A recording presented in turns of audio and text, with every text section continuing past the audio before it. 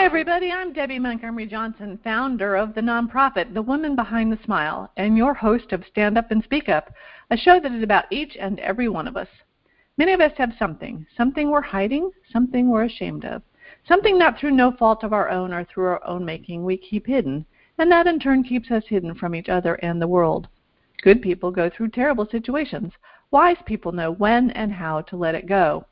Everything that happens to us helps us grow, and while it may be hard to see it right away, the most important thing to do is to change your perception about your circumstances. Regardless of what your personal experiences or traumas have been, this showcase series is designed to ignite the light in you, as well as providing safe harbor, education, personal growth, and resources so that no matter where you are on your journey, you'll have the courage to move on when you're ready. Stand Up and Speak Up features ordinary people who've been through extraordinary situations and struggles and found the courage to step out from behind their smiles and speak up about their experiences and the lessons gleaned from those experiences. Everybody heals at a different pace, and we recognize that. So come on in, have a listen, and enjoy the ride at your own speed. As I say, everybody, it's a beautiful day in paradise, and in South Florida, it really is, and I'm grateful I'm here. I was just talking to New Jersey, and it's snowing up there. Just talking to Texas, and it is wintry cold out there.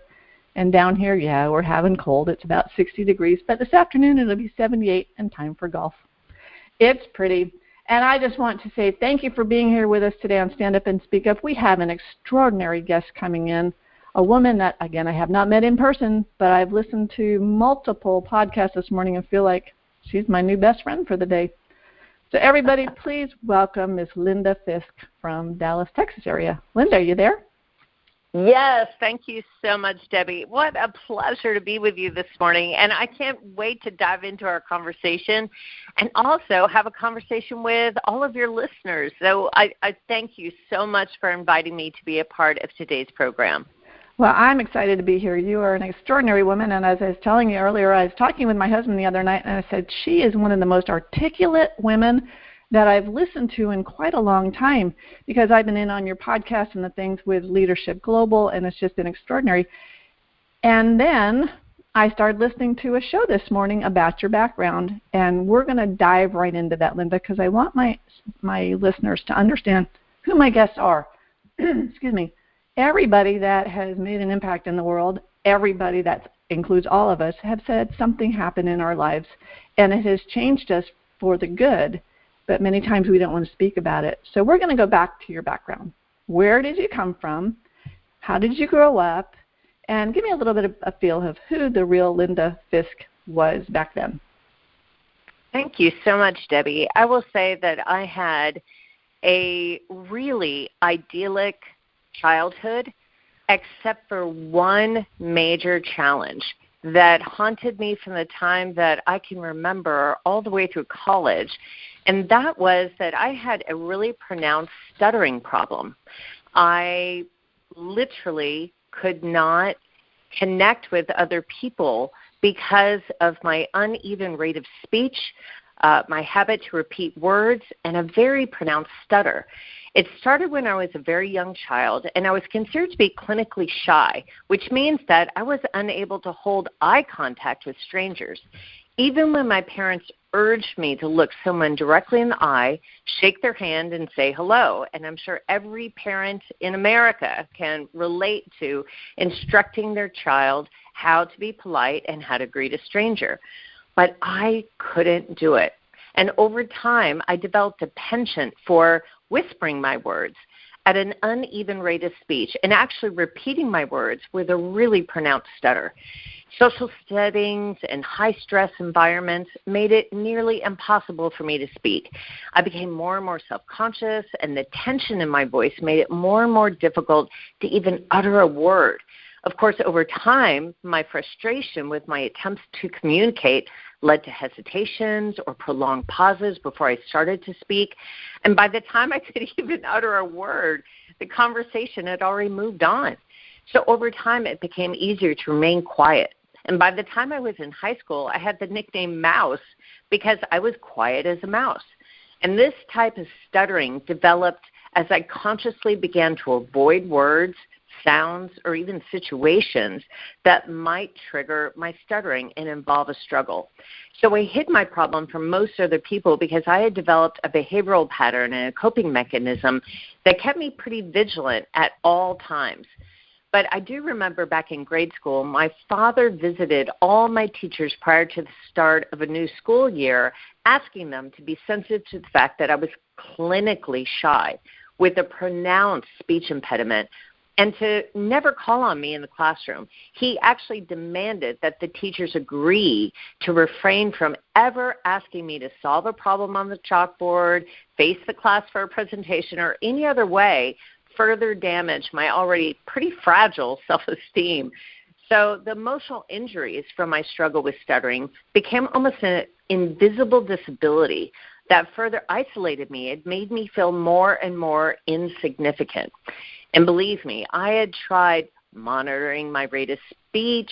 I tried breath support. I tried laryngeal tension, but to very little effect. The words just seemed to get stuck, or I was repeating those words over and over to the exasperation of anybody that was listening. So interestingly, I found that my vocal cords tended to lock up during stress, and the speech patterns that followed included repetitions, interruptions, prolonged pronunciation of words or sounds or syllables. But if I was in a safe place with just one or two close friends or family members and very little stress or anxiety, sometimes my speech could be quite normal. So it really was psychological and not neurological. And as I look back on my father's instructions to my teachers, I can see that his love for me really guiding his decision to protect me from further social anxiety and emotional injury. But I got to tell you, I also wonder if I would have found my path to overcome my clinical shyness and my speech impediments maybe earlier if I hadn't been spared in my early years. Do you think, though, that if you had spoken out more or tried to, that the children around you might have bothered you more? Was there any bullying to begin with, or were you just too quiet, they didn't know what was going on? No, there was definitely times where people poked fun of me, would make fun of me, would question me, would ask sort of intrusive questions. I'm sure partly because they were simply curious. And by the time I was in college, I knew I needed to find a way to effectively manage my stuttering in order to have the life that I really envisioned for myself. By then, I knew I wanted to work in advertising and marketing, because after years of observing, listening, and studying people, I had an innate sense of how people seemed to be motivated, how they made choices, what seemed to guide decisions, what persuaded people to make certain choices. So after years of being quiet and reserved and watching the behaviors of my classmates, I noticed which popular classmates seemed to be the most admired, seemed to be the most respected, charismatic, well-liked, and why.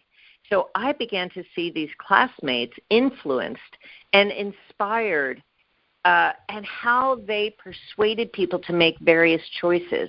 I was fascinated by the key motivations that seemed to drive actions and the common needs and desires that these persuasive peers of mine seemed to tap into.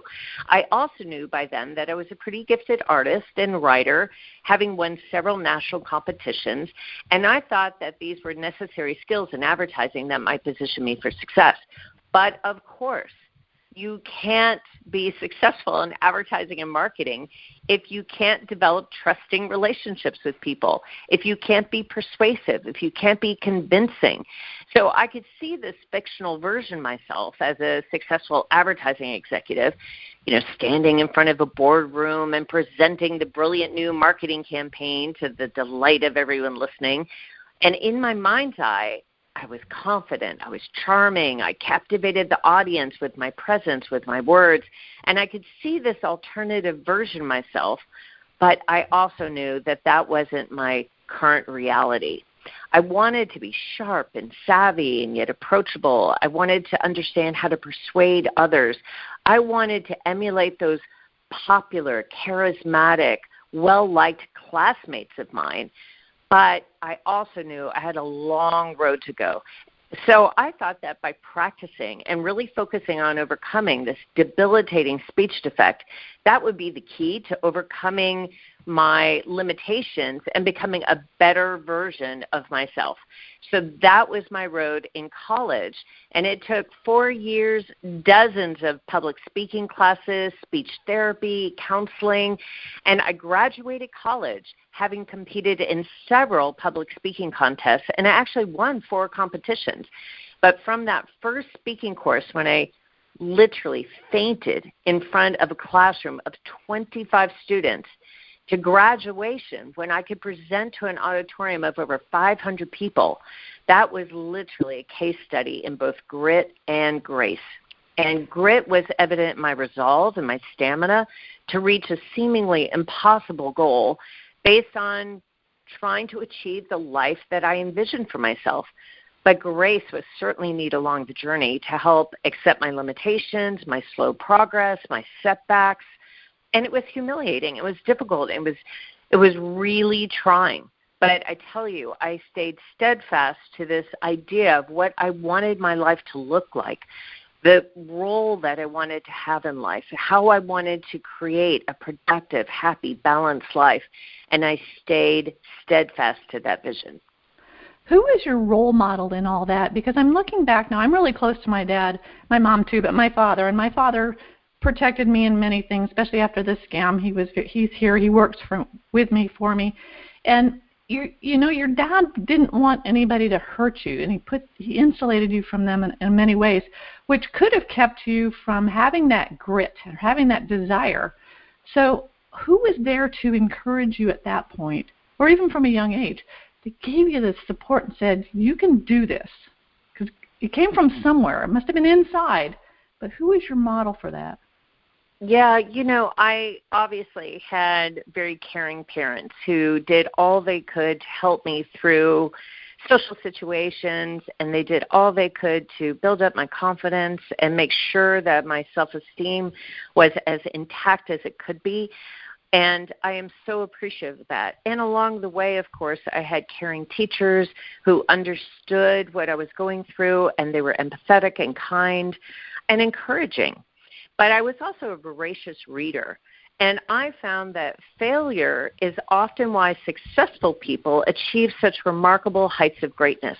I learned about other leaders that had faced phenomenal obstacles, incredible challenges in their life, and they learn from their setbacks. They learn from their failures and mistakes, and they get back up and they apply these learnings to their next attempt. And some of the most successful people that I read about that encountered incredibly disappointing setbacks included Walt Disney. You know, he was fired from a newspaper, and he was told that he lacked imagination and had no good ideas. So can you imagine? Walt Disney was told that he lacked imagination, had no good ideas, and clearly he proved them wrong. Oprah Winfrey, we all know her story. She was fired early in her career as a TV reporter because she was told she was unfit for TV. Can you imagine? She was told she was unfit for TV, which really was a condemnation of the way she looked. And then Dr. Seuss had his first book rejected by 27 different publishers. So for all those wannabe authors out there, stay steadfast, because I have to tell you, if Dr. Seuss was rejected 27 different times, you have hope. And then Bill Gates, his story is famous too. He was a Harvard dropout. And he started a failed first business that was called Trafodata. So imagine that. The wealthiest man, arguably one of the most successful men in history, had a failed first business. So all of these phenomenal leaders, these household names, these inspirational characters, all experienced phenomenal setbacks, incredible challenges, obstacles, and roadblocks in their journey to success. So I really believe that true grace recognizes that lessons are often learned through experiencing the result of a failure, a bad decision, a mistake, and then learning from it. Grace doesn't necessarily remove the consequences or even attempt to protect you from your bad decisions, but I will say it allows for the recognition of the mistake, the forgiveness of the failure, and then the resilience to incorporate the learning into your forward progress. So for me, grace is absolutely embodied. It's an attitude, it's a characteristic, and a belief, and as such, it can have a contagious effect on others.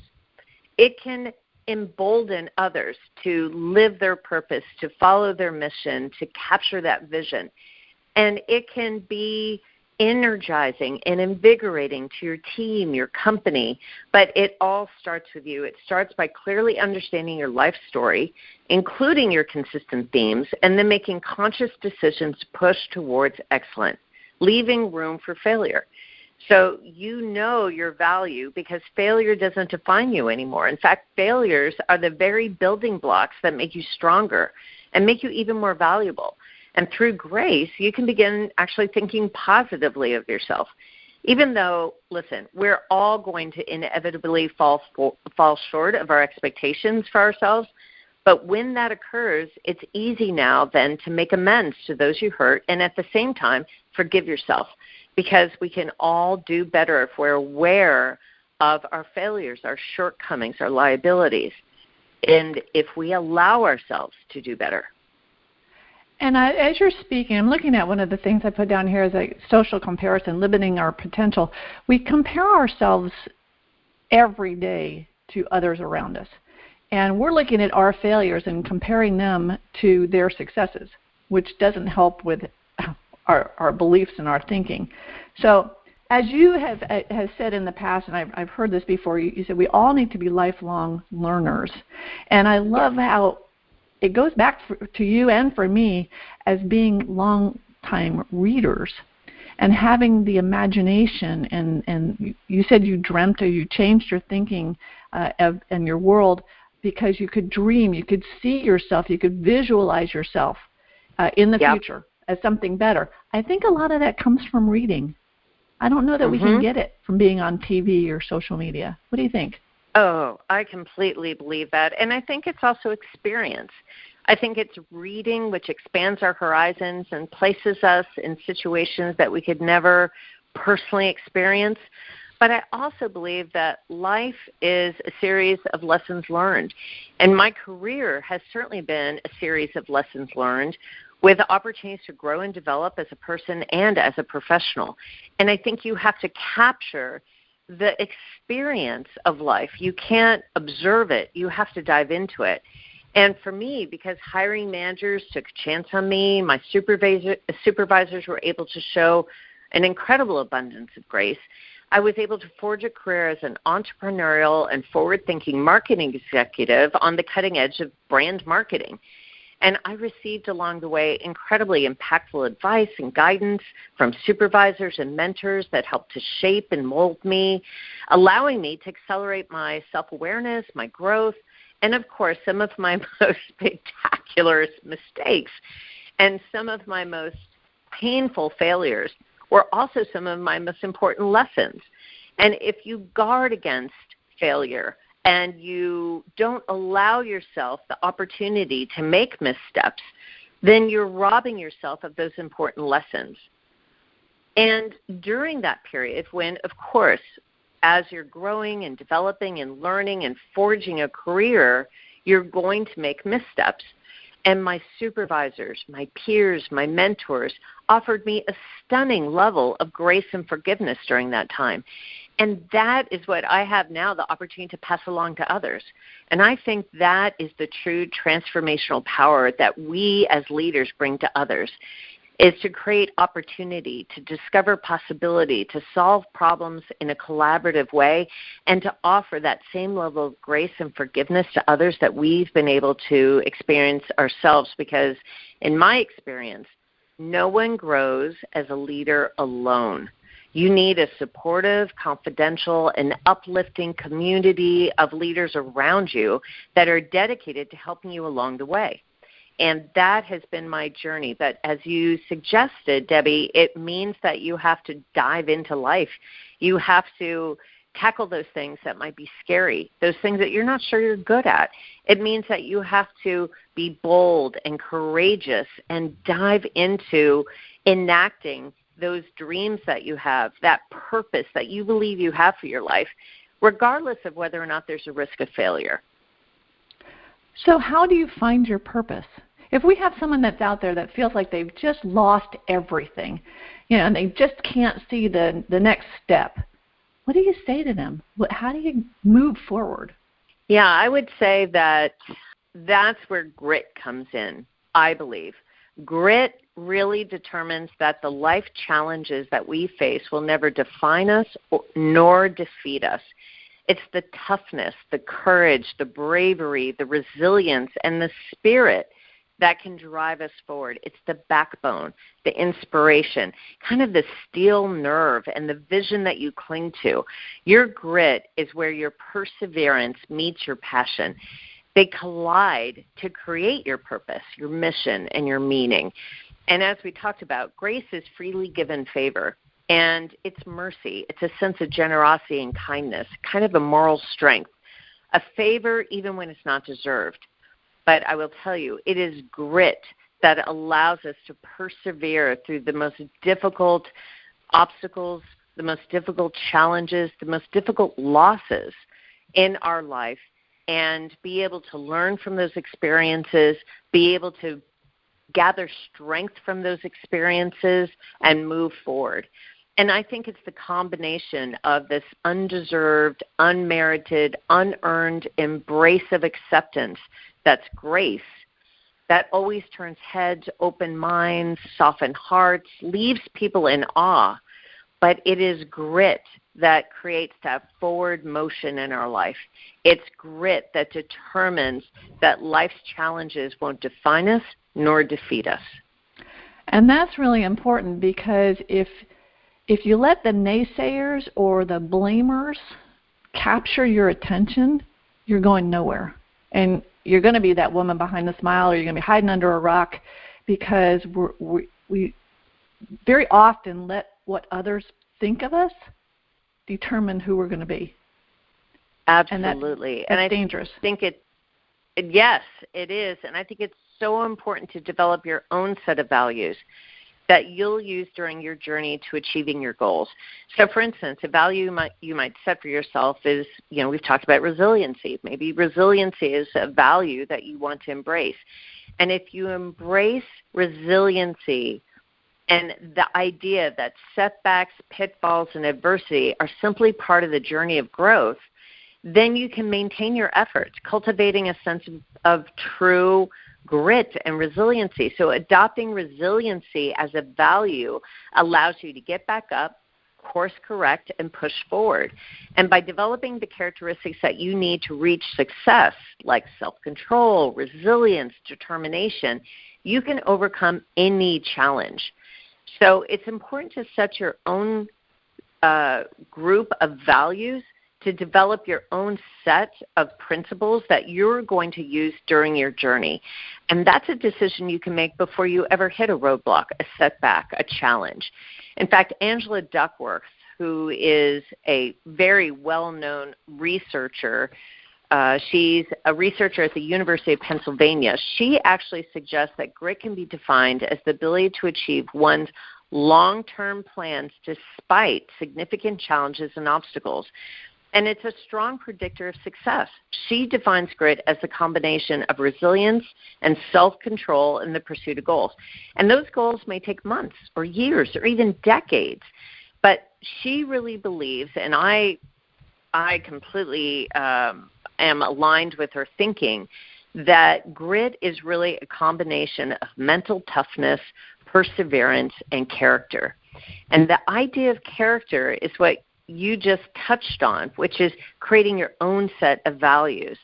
And grit is actually able to predict levels of success, because this really suggests that those people with significant levels of grit don't let challenges in life or setbacks define who they are or what their value is in the world.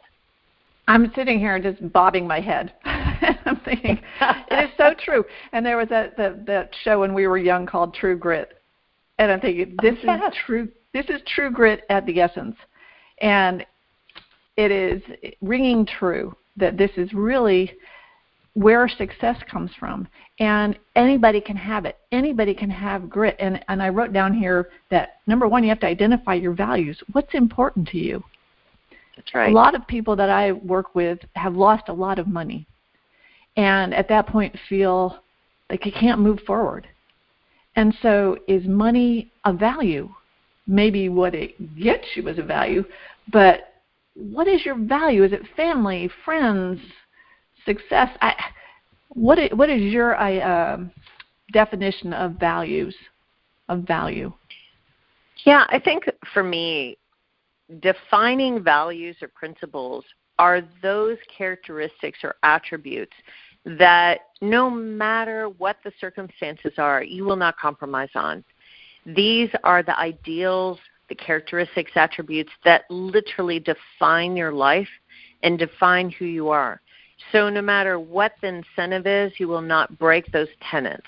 No matter what the bribe might be, no matter what the incentive is, no matter what the gain is, you would not compromise on those characteristics, those attributes in any way, shape, or form. And even when the chips are down and things seem dire and you've lost everything, still yet those principles, those characteristics, those values that you hold most dear are never sacrificed. They become a defining principle of who you are. Now, in most cases, people might say, well, honesty is definitely a value of mine.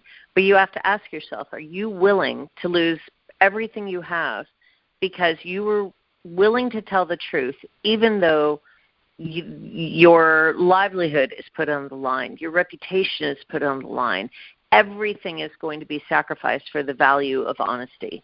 If you can say yes to that, in no way would I ever stretch the truth. No way would I ever tell a mistruth. No way would I ever exaggerate the truth.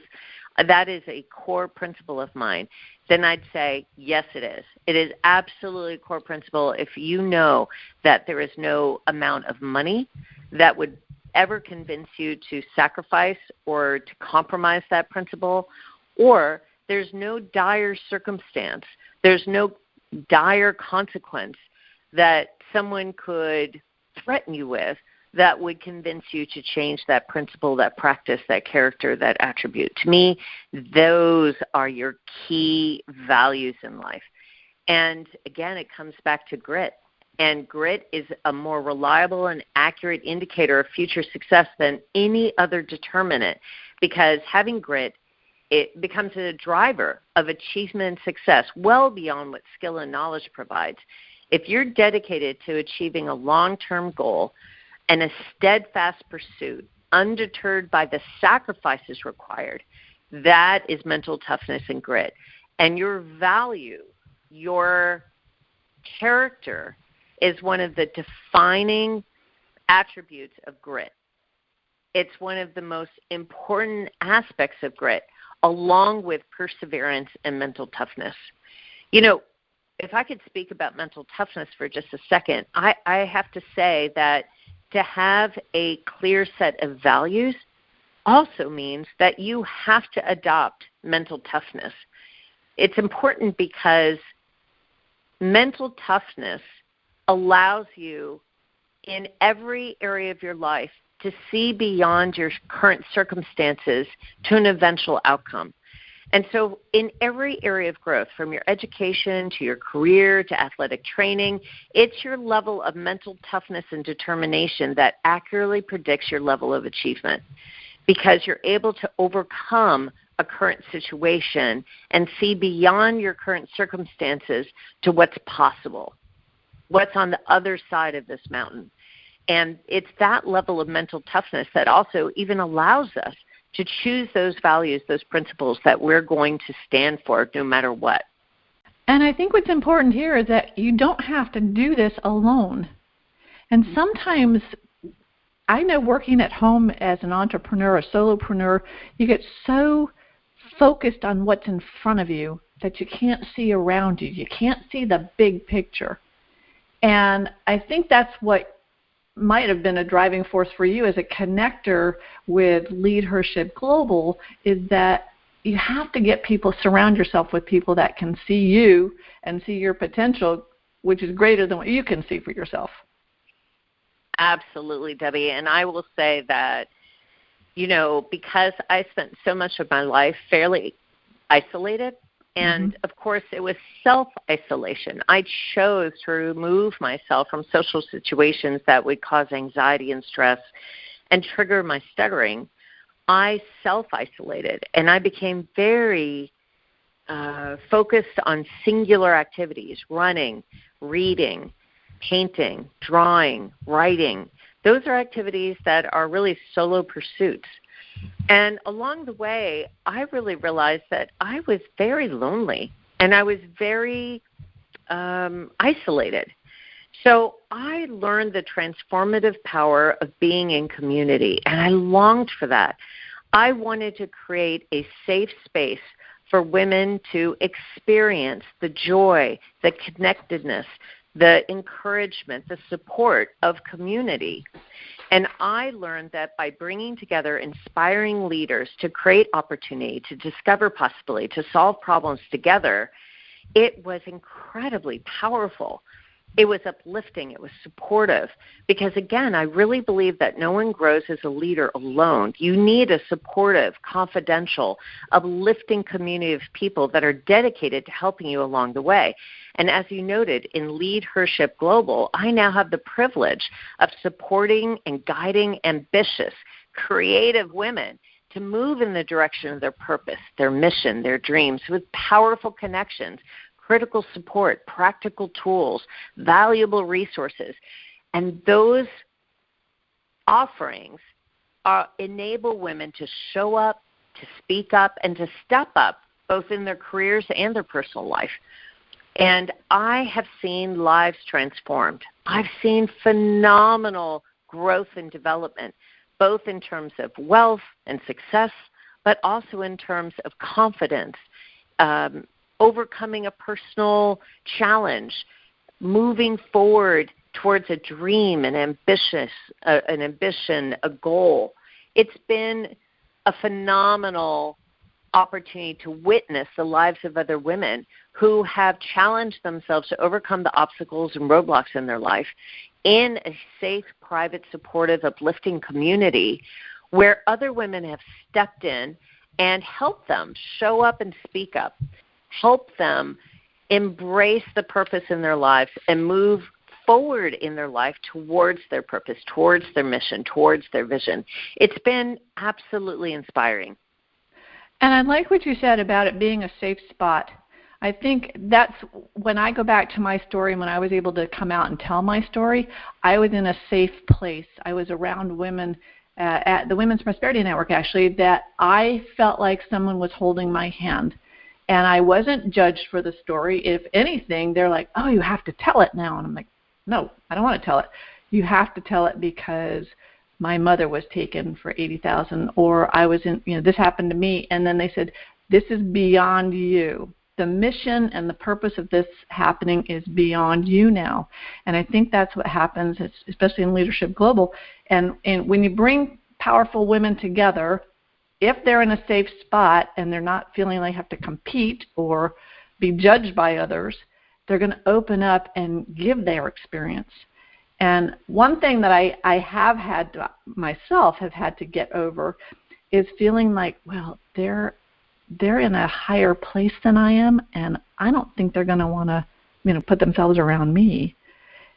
And that's judging myself. But I told it to my husband last night. He goes, well, you're really accomplished too. Can't you see that? I'm like, no. And I think many times we can't see our purpose, our vision, as well as others can. And how do you feel about that when we're around? You're a very successful woman, my friend. And the women in LeadHerShip Global in that community are very well accomplished in the world. Do they have doubts too? Do they self-criticize? Oh, yes. And I would say that, unfortunately, I hate saying this, actually, it breaks my heart, but I think women generally don't give themselves enough credit. They are not as confident as I think they deserve to be. And there have been many, many studies that suggest that women are much more reluctant to apply for jobs where they feel like they're not quite qualified versus men who will apply for that same job with the same level of experience, expertise, and they feel no qualms at all about applying for that position. But a woman of equal stature, equal experience, equal expertise will be very reluctant.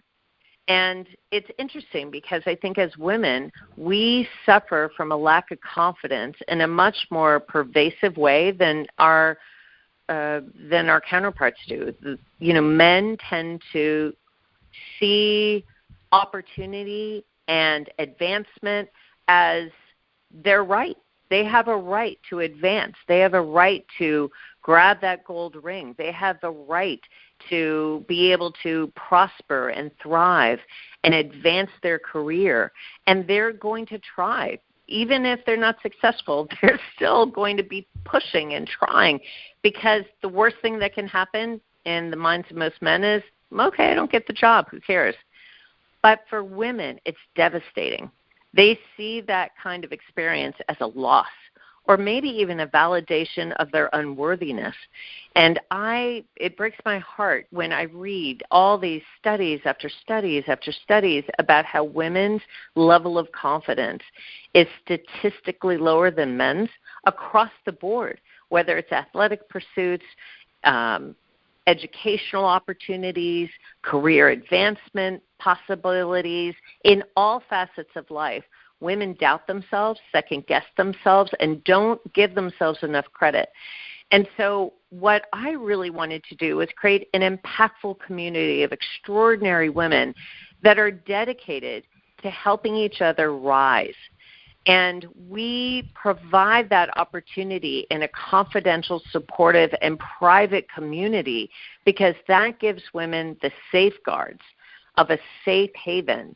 So not only do they get access to valuable insights and key tools and resources and impactful small group experiences, but also mentoring and coaching relationships and influential networking with women who are dedicated to helping them rise, advance their definition of success, and step into their purpose. So this is an opportunity for women to join a trusted group of influential women in business and politics and entertainment that all agree on one primary basic tenet, and that is that all women are deserving of respect. All women should be valued, and all women deserve to be heard. And I believe that the women that join LeadHerShip Global understand that that's our primary tenet. And when they join LeadHerShip Global, they're excited about joining a community where everyone is united in that belief. And that last subtopic about being heard is really important.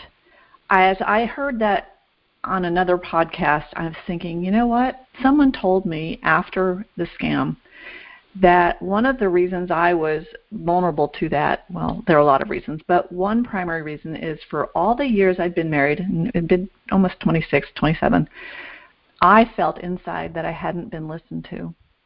I had a really brilliant husband, bold, big guy, very audacious, very bodacious. And many times I say I didn't like contention, so I would be very quiet about things. I wouldn't fuss, I wouldn't nag. I just internalized many things. And looking back on that, my friend who was a psychologist said, you know what, you've got this hole in you that was really big, and it felt like it hadn't been listened to.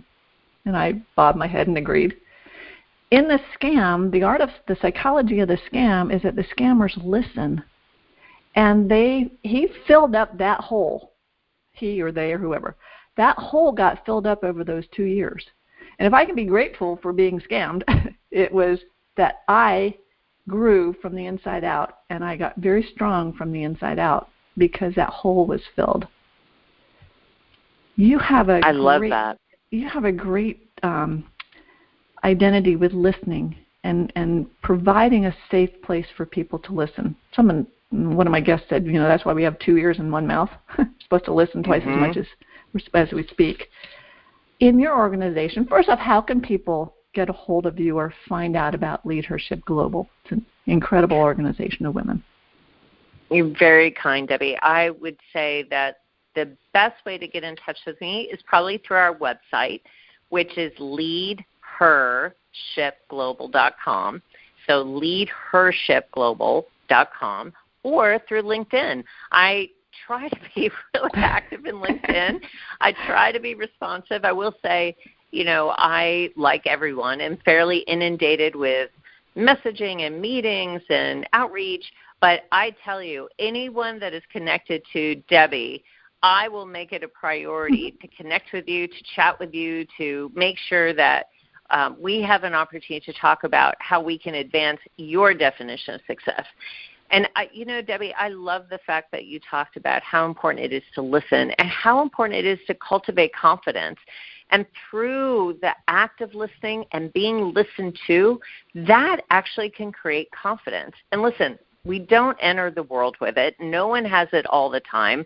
And talking about it won't help you gain it, self-confidence.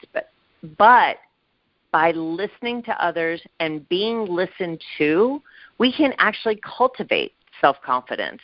And as I noted, we women have a particular difficulty developing self-confidence. And compared with men, women don't consider themselves ready for promotions. They predict they'll do worse on tests. They generally underestimate their considerable abilities. And yet self-confidence is linked to almost every single element involved in having a happy and fulfilling life. Confidence gives you the skills and the coping methods to handle setbacks, to handle failure. Self-confidence doesn't mean that you won't sometimes fail or, in your case, get scammed or anything else. But if you know you can handle the challenges and not be crippled by them, then that's a sign of confidence. Even when things don't turn out anywhere close to what you planned, you'll be able to avoid beating yourself up. So what I really recommend is that you surround yourself with a community of women that are active listeners, that want to give as well as receive, because you and only you can make new things happen in your life. You can't wait for serendipity to provide you with good fortune or increased confidence. You have to actually create that opportunity in your life. And the very best way, in my estimation, to begin that journey is to enter a community where you will be lifted up, where you will be supported, and importantly, where you will be listened to. Realize that the path towards self-confidence is one that you have to travel. No one else can do it for you. So if you lack confidence and you want to build your self-esteem, you want to build your self-confidence, it's important to keep in mind that's a process. It can't be built overnight, but entering into a community where you are safe, where you are respected, and where you are encouraged and supported is a great first step. I think that it's just incredibly important for women to recognize their value and to both give and receive respect and have the time to honor each other and really deeply listen. And I'm looking at a quote that you had on your website. It's called, "There is no force more powerful than a woman determined to rise." And that is true. Everybody has fallen. And in my case, it's stand up and then speak up. And I found, even though you're scared or we might get nervous, we might get catatonic about speaking, once you start and once you tell your story or you start educating, I found for me, I get stronger from that inside out. And I get more powerful, and I can feel myself as I move into speaking. And I've heard you speak a lot too. And at the beginning, we all kind of hesitate a little bit. Then we get on a roll. And it's that just encouragement from the surrounding people. Don't look at the naysayers. I call it the woman with the stink eye. Don't look at the woman with the stink eye, because she's not the one we're here to help. It's the person sitting beside her that's bobbing her head that says, I'm going through that, and I don't want to be alone. And you've been through things, and you were alone for so long as a child, but I'm just honored and encouraged by what you're doing with the women of the world in such a cool way. And it's self-directed. You say that many times when you're speaking about the organization. it's self-directed. It's at our time, which have you found with the pandemic and everything being virtual now that has opened up the organization for you? Oh, for sure. I mean, I feel like women are hungry for community, for connection. They are anxious to learn, to grow, to advance their purpose, and also to give back. I have found incredibly stunning acts of generosity and kindness in LeadHerShip Global because people are anxious to pay it forward, to be an advocate, to be a partner to other women, to inspire, influence, and impact others to embrace their best. And so not only, I think, during the pandemic are people interested in creating connection and learning and growing, but they are interested in broadening their sphere of influence. They want to create impact by raising their profile, expanding their influence, and connecting with other people. And they're creating time in their lives to do that, whether it's a private peer group or a virtual discussion or Accelerate webinar or a leadership board or maybe a Rise Bootcamp. We're seeing record levels of engagement, interactivity, connection within the leadership of LeadHerShip Global. People are really claiming their power, and they are embracing the passion of other high-performing women. And I think that it's that connection, that relationship building that helps them accelerate their success, partly because it does give them confidence, it gives them clarity of vision, it allows them to expand their influence in a safe haven, but it also gives them an opportunity to integrate, as you suggested, self-directed learning with impactful small group experiences, and then, as needed, expert-led coaching and mentoring. So there are roundtables, there are Accelerate webinars, there's advanced workshops, there's all kinds of opportunities for women to join, learn, grow, connect. But I think what I have found is that women really appreciate being able to harness the knowledge, the influence and trust of other high-performing women.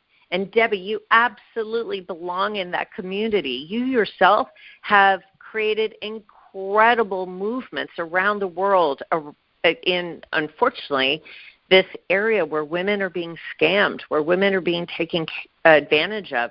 And you have really, I think, not only shined a spotlight on this horrible situation, but you are empowering and equipping women to overcome that, to be aware of it and to overcome it. So that is an incredible purpose in life. And you absolutely belong in the community of other women who are pioneers and trailblazers, and they are impactful change agents. They stimulate idea exchange. They support the creativity of other leaders, and they provide access to critical resources and tools just like you. And I'm just so honored and so thrilled that you get to share your expertise, your knowledge, and your story with the other leaders of LeadHerShip Global. Well, I thank you for that. And I'm sitting here, and so many times when I get emails from women or get phone calls from women that have been scammed, they are professional, well-trained, well-educated, well-financed, just extraordinary people that have had either a sudden death of a spouse or a divorce or something has happened in their life, and they weren't desperate, they were just looking for a companion or looking for someone to be a friend, and then they get this horrific trust pulled out from under them, this horrific experience of just being a victim to a master manipulator. Goes against everything we've been trained on. But the one thing that they will do is say, I don't want to talk about it. I don't want to tell. I can't. Many times because they might have financial licenses and they could lose their jobs, or they feel like they could lose friends or family, and many have. And that's when they hide. And I've found that if you're hiding from what's happened, you're never going to recover from it because it's eating you from the inside out. And that's right. My mission for our group of women is that it can happen. If it happened to me and the women that I work with, it can happen to anybody, regardless of race, religion, education, finances, you name it. It can happen to anybody any day. And even though many of us are sitting there going, oh, it's never going to happen to me, what if it were to happen to your mother or your sister or your best friend? So that's my goal, is just to make people aware, to be aware and be aware of what's happening out there, because it's happening in business as fast as it's happening in personal lives. And it's important. And the women that you surround yourself with in LeadHerShip Global, those are the women that the scammers want, because they're good-hearted, well-financed, wonderful people, and they want to get them. And we have to just make sure that people have the tools to understand how to protect their social media, protect their business media, and their, just take a pause. That's all we say, is take a pause and think about who you're talking to, because online we're so trusting that the pictures we're looking at are the real people, and many times they're not. So, exactly. Thank you for all that you're doing in LeadHerShip Global and the incredible women. I was on a call the other day, and I always go into those kind of mastermind things thinking, okay, I just want to meet or see one person. There might be 25, 30. Who's that one for me? And I have a friend, Nancy Matthews, who wrote a book called The One Philosophy. And there's one person there that is going to be the one for you that day. And you were, but I saw your picture. I saw you come on, and I'm thinking, I need to get to know that woman. And I knew that there's a story behind your organization and behind you that was really important for my audience of Stand Up and Speak Up. And wow. I learned it this morning, and as you've said, we have to find our purpose. We have to find our reason. We have to find that special moment in our lives that is the reason why we're here, and we have to jump on it.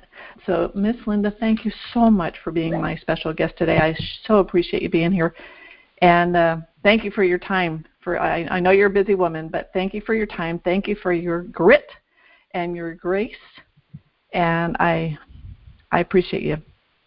I appreciate you, Debbie. Thank you so much for allowing me to be a part of your amazing show, where you create so much impact, so much transformation just in the lessons that you share on this podcast. So being a part of this program has just been, honestly, such a privilege, such an honor. Thank you so much. It's been my pleasure. Thanks for listening to Stand Up and Speak Up. We are dedicated to encouraging you to remove the mask of embarrassment and being your best self. If you've been a victim of a scam or cybercrime, please visit againstscams.org for assistance and guidance about options in recovery. SCARS, the Society of Citizens Against Relationship Scams, is an incorporated nonprofit crime victims assistance organization based in Miami, supporting scam victims worldwide. If you can, please make a small donation to help the victims around the world receive the help that they need. This episode has been sponsored by BenfoComplete.com, a vitamin supplement company that supports happy and healthy hands and feet for those with neuropathy. If you or anyone you know struggles with the pins and needles or numbness in their hands and feet, check out our benfotiamine products at BenfoComplete.com and use the special code STANDUP for 5% discount on your purchase. Again, thanks everybody for being here with us today. Go to my website, thewomanbehindthesmile.com, for additional information and resources. Check out my YouTube channel and subscribe, and follow the replays of all of our great guests. Have a great day, everyone. Thanks very much for being here.